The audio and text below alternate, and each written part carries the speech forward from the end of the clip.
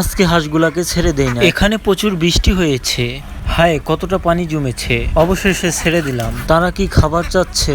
হ্যাঁ, পেয়েছে, খাবার পেয়েছে।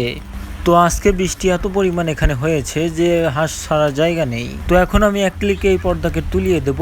তো খাদ্যটাও সেরকম করে আনবো, এই যে দেখতে পারলে তোমরা। তো আমার ছোট্ট 4টি চীনা হাঁসের জন্য আমি খাবার আলাদা করে নিলাম। তো এখন বোঝা যাচ্ছে যে বৃষ্টি অবশ্য নেই, বৃষ্টি অবশ্য চলে গিয়েছে। তো খাবার এখানে দেওয়ার পর আমি হাঁসটাকে অবশেষে ছেড়ে দিলাম, এই যে দেখতে পেলে তোমরা। ছেড়ে দেওয়ার পর কিছু হাঁস বাইরে রয়েছে এবং কিছু হাঁস ভিতরে গিয়ে খাবার খুঁজছে।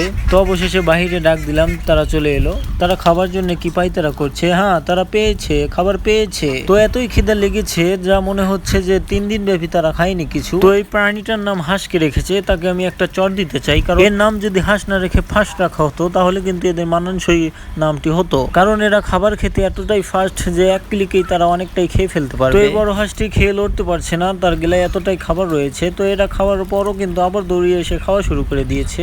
তো এত যদি খাবার খায় তাহলে কিন্তু খামারিরা অনেকটাই লসের ভিতর পড়ে যাবে। এবং এই খাবারটি খাওয়ানোর জন্য আমি ছোট্ট বাচ্চাগুলোকেও ছেড়ে দিলাম। এই বাচ্চাগুলোকে দেখেও হেলা মনে করবেন না, এরাও কিন্তু অনেকটাই ভালোভাবে খেতে পারে। এই 4টি বাচ্চাকে যদি আপনি 1 কেজি খাবার দেন তারা কিন্তু ধীরে ধীরে খেয়েই ফেলবে। এরা এত খায় জন্য, সেই জন্য কিন্তু এদেরকে হাঁস নাম রাখা হয়েছে। তো আজকের মতো এটুকুই। কতটুকু ভিডিওটা ভালো লেগেছে সবাই কমেন্টে জানাবে। ওকে।